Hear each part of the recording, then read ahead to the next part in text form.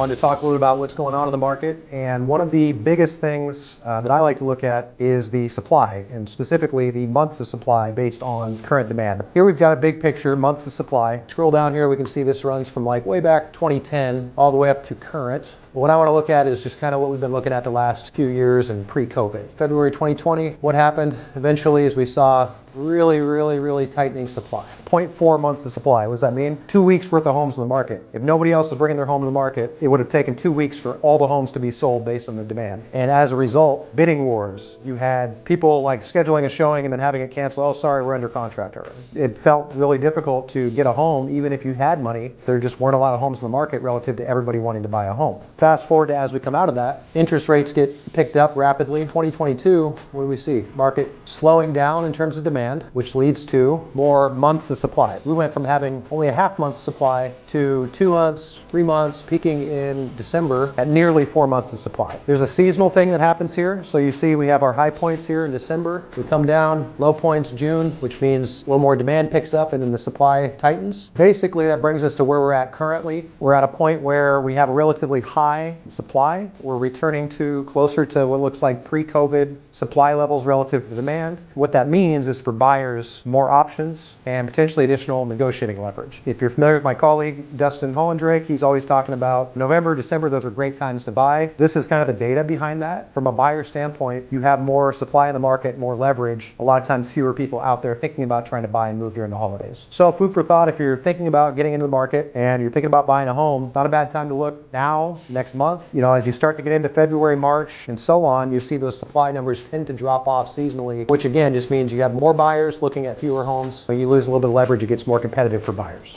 Anyway, hope that helps in a nutshell. Talk about where we're at supply. Appreciate you guys. Catch you on the next one.